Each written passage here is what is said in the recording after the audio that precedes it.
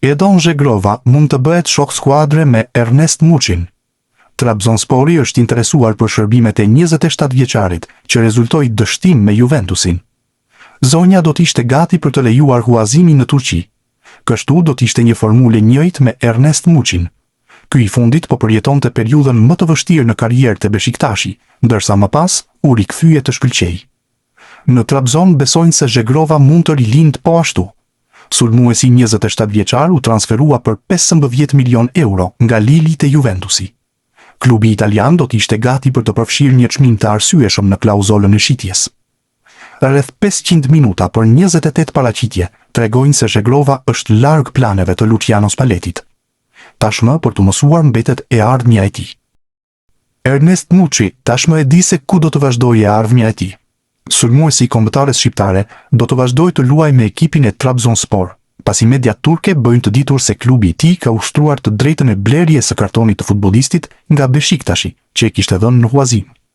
Trabzonspori kishte kohë deri më 20 maj për të vendosur, por ka përshpejtuar gjithçka, duke arritur në përfundimin se Muçi është një futbollist i cili nevojitet me do e mos për të arritur objektiva të rëndësishëm.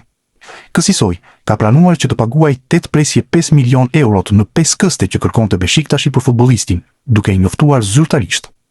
Në këtë mënyrë, duke shtuar edhe shifrën prej 1 milion eurosh që Trabzonspor ka paguar për huazimin e Muçit, ai bëhet futbollisti më i shtrenjtë që ka bler ndonjëherë ky klub në historinë e tij, duke vendosur një rekord të ri për të.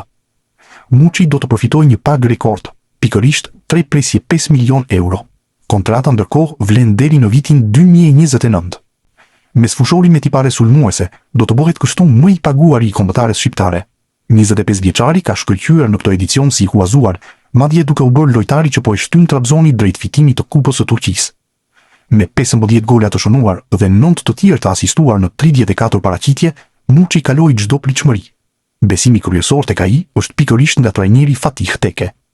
Me 9.5 milion euro të shpenzuara për to në total, pasi 1 milion kustoi huazimi, Muçi bëhet edhe investimi më i shtrenjtë tek Trabzonspori. Kështu edhe shkruan historinë me klubin turk.